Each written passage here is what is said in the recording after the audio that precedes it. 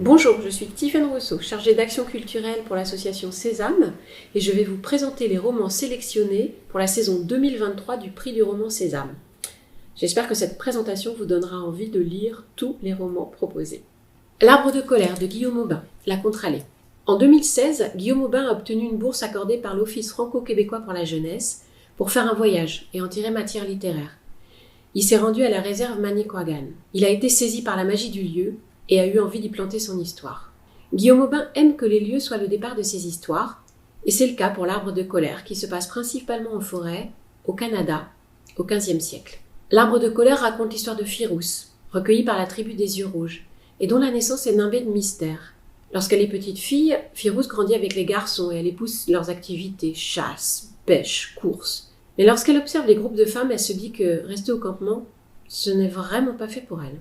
Il se pourrait bien que Phirouz soit une peau mêlée, une two-spirit, un être à part, femme et homme à la fois. En tout cas, c'est ce que commence à croire le chaman de la tribu. Cependant, tous les membres de la tribu ne sont pas prêts à accepter cette condition, et certains vont en profiter pour mettre Phirouz à l'épreuve. L'Arbre de colère est un roman qui traite notamment du genre, mais au-delà de cette question, Guillaume Aubin a aussi voulu traiter de l'articulation des libertés individuelles avec les principes de la vie en collectivité. Il a voulu inscrire son roman dans la nature, qui en est presque un personnage.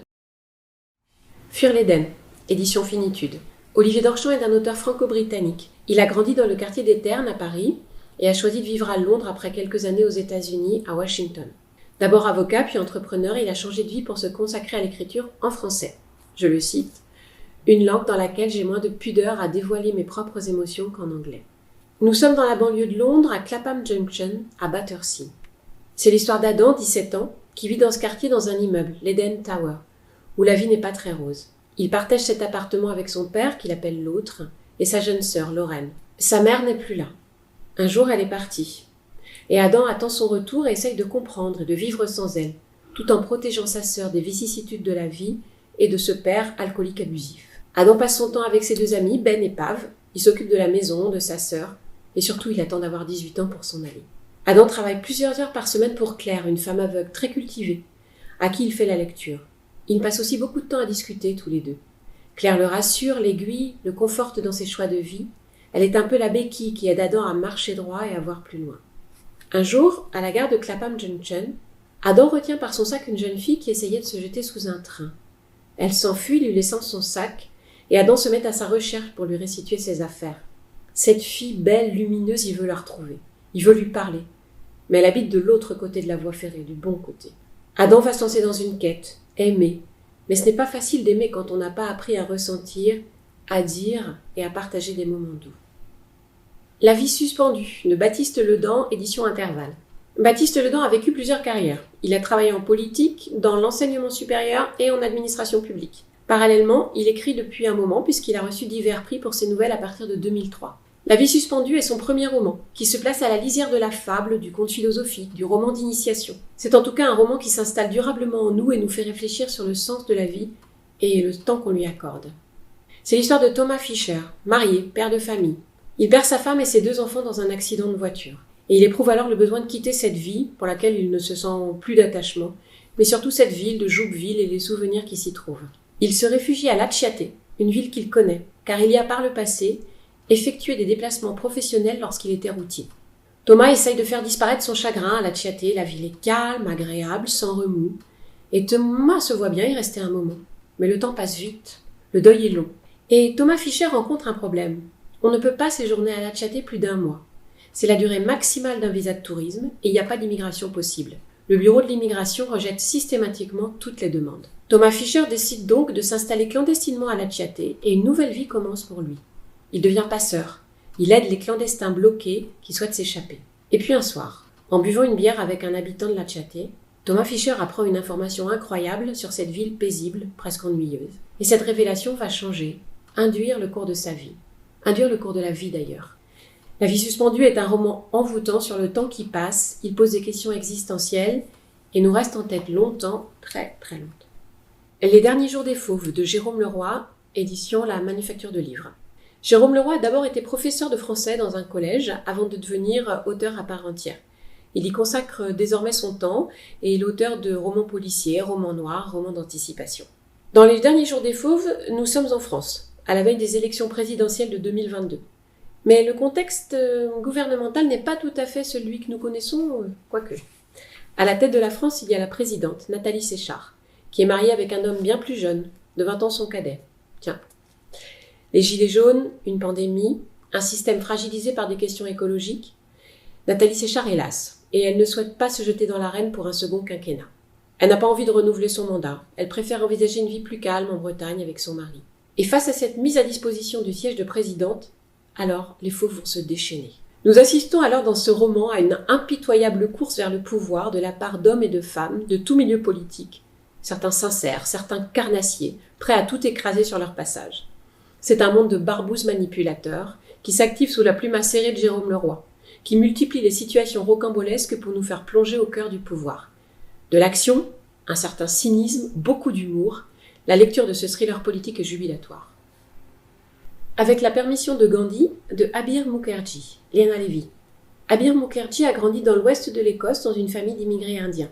Fan de romans policiers depuis l'adolescence, il a décidé de situer sa série de romans à une période cruciale de l'histoire anglo-indienne, celle de l'entre-deux-guerres.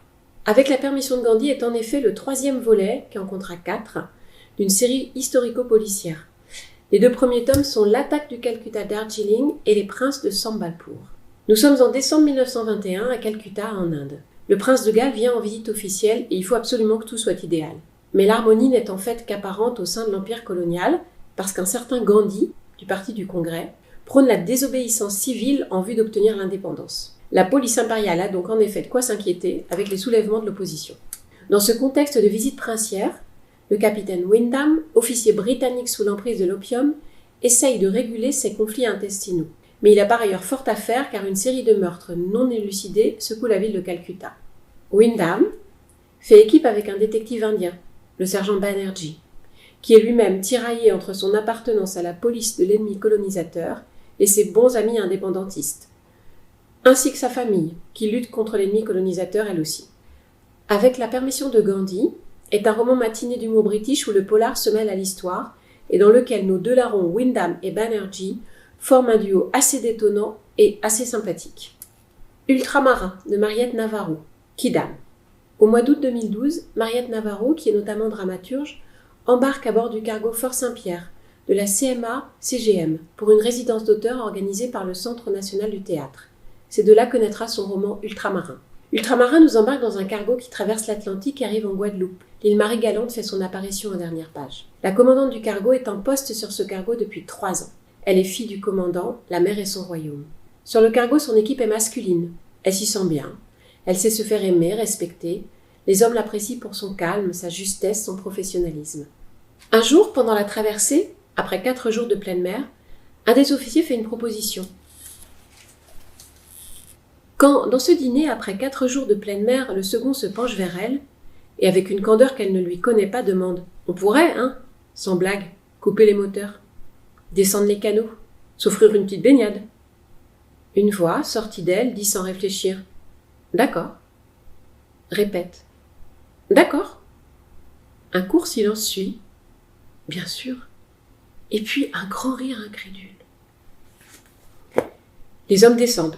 La commandante reste à bord, et c'est un moment volé au temps. Les hommes sont dans l'eau, heureux et incrédules, la joie de se baigner en plein océan. Et puis il est temps de remonter. La baignade se termine, les hommes remontent à bord des canots de sauvetage. Ils arrivent sur le pont et, là, ils sont plus nombreux que lorsqu'ils sont descendus. Il y a un homme de plus. Il n'y a pas d'arc-en-ciel au paradis, de Netonon Noël Djekeri, Elie Selas. Netonon Noël Djekeri est né à Moundou, au Tchad. Sa carrière d'auteur débute avec une première nouvelle publiée par Radio France Internationale. Et depuis, il habite sur les rives du lac Léman en Suisse. En 2017, il a reçu le Grand Prix littéraire national du Tchad pour l'ensemble de son œuvre.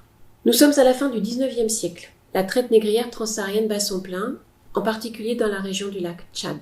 Zeytoun, un adolescent, est arraché à sa famille pour être conduit et offert au royaume de Wadaï. Lors de ce long périple, enchaîné avec ses condisciples, il arrive quand même à s'échapper. Et il est recueilli lors de sa fuite par Tomasta et Yasmina, eux-mêmes en fuite. Tomasta est eunuque, Yasmina est la favorite malheureuse d'un harem. Le trio va trouver refuge sur l'île flottante et mouvante de Keiba. Les amours vont donner naissance à des Des étrangers vont arriver sur l'île et y rester. Un petit peuple, fier de son autonomie et de son indépendance, va vivre sur Keiba des années heureuses, fondant une société aux bases nouvelles, jusqu'à l'invasion. Netonon Noël Jekeri, avec ses talents de conteur, son humour, sa langue poétique, nous emmène dans ce récit aux allures des mille et une nuits.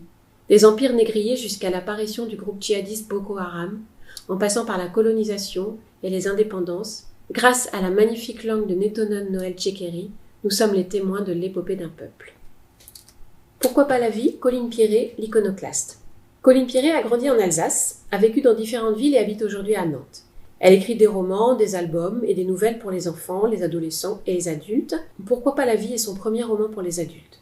Nous sommes le 11 février 1963, à Londres, dans le quartier de Primrose Hill. Sylvia Plath, autrice et poétesse, veut se suicider, et elle a tout mis en place pour le faire. Elle est dans sa cuisine, elle a fermé et calfeutré portes et fenêtres, elle allume le four à gaz, mais soudain, un de ses enfants pleure et Sylvia Plath éteint le four et ouvre la fenêtre. C'est Colline Pierret qui décide d'éteindre le four et d'ouvrir la fenêtre, car Sylvia Plath, elle, est bien allée au bout de son geste ce 11 février 1963. Et Colline Pierret ressuscite Sylvia Plath, ou lui permet en tout cas de vivre sa vie de femme, d'autrice, de maman. Nous plongeons alors dans le swinging London, dans le quotidien de la vie de Sylvia Plath, qui écrit. C'est son travail. Mais c'est aussi une nécessité vitale pour elle de s'exprimer par l'écriture. Sylvia Plath a 2 jeunes enfants, qui lui prennent beaucoup de temps, de son temps d'écriture aussi. Mais elle veut être tout. Une maman, une femme, une autrice, et sans avoir à choisir. C'est ce que va lui permettre Colline Pierret dans ce roman. Une garde alternée avec le père des enfants, le célèbre poète Ted Hughes, une thérapie, une comédie musicale en adaptation de son roman La cloche de détresse, et c'est avec beaucoup d'optimisme et d'envie que Sylvia jouera tous les rôles. Consciente que l'époque est assez castratrice pour les femmes, mais faisant tout son possible pour s'appartenir. Ainsi, pendant 4 saisons, la vie prend une autre couleur pour Sylvia Plath. Emportée par l'élan d'un monde qui change sous la plume de Colline Pierret, Sylvia Plath poursuit sa vie. L'autre moitié du monde, de Laurine Roux, les éditions du Sonneur. Laurine Roux est professeure de lettres, moderne et aussi autrice. Elle écrit des nouvelles et de la poésie. L'autre moitié du monde est son 3e roman. Nous sommes en Espagne, dans les années 1930, dans les rizières du delta de l'Èbre. Les paysans s'éreintent au travail sous la férule de l'impitoyable marquise et de son fils sans vergogne. Toya est une adolescente qui vit avec son père Juan et sa mère Pilar, cuisinière au château. Toya est sauvage, vivante et subit très difficilement les exactions de la marquise et de son fils. Va arriver au village Horacio, un jeune instituteur aux idées révolutionnaires qui va se faire aider de son ami, avocat José, pour défendre les paysans et les aider à s'émanciper. Toya sera notre témoin de ce soulèvement paysan qui aura lieu dans un contexte de guerre civile entre les forces républicaines et les insurgés nationalistes. Roman sur un épisode historique fondateur en Espagne, L'autre moitié du monde est également une chronique sociale et humaine sur le pouvoir et la différence de classe. La lutte pour l'égalitarisme est portée par des personnages très forts et attachants, qui nous font vivre cette période de l'histoire sous un angle profondément humain. Saïd, de Fabienne Światli, La fosse aux ours. Fabienne Światli est née d'un père polonais et d'une mère allemande. Elle est poétesse, autrice, nouvelliste, essayiste et anime des ateliers d'écriture. Nous sommes dans une petite ville de Lorraine, au bord de la Moselle. Une rangée de maisonnettes dans lesquelles habitent les vrais Français, un grand immeuble dans lequel vivent les Arabes arrivés d'Algérie, et au milieu, un champ, le terrain de jeu. Les 2 communautés ne se mélangent pas, se jaugent et se jugent. À chaque bout du champ jouent les groupes d'enfants, mais personne ne passe les pylônes. Mais c'est l'été, et notre petite héroïne s'ennuie. Le temps est long, il fait chaud. Elle descend dans le champ, mais elle ne peut jouer avec les enfants qui sont de l'autre bout du champ. Ils ne sont pas comme eux. On parle d'eux, mais on ne parle pas avec eux. Et un jour arrive un garçon. Il joue au ballon, c'est Saïd. Le ballon traverse le champ, la petite fille le lui renvoie. Un jeu débute, pas besoin de présentation. Et c'est parti pour une grande amitié. De longs moments à errer, à jouer.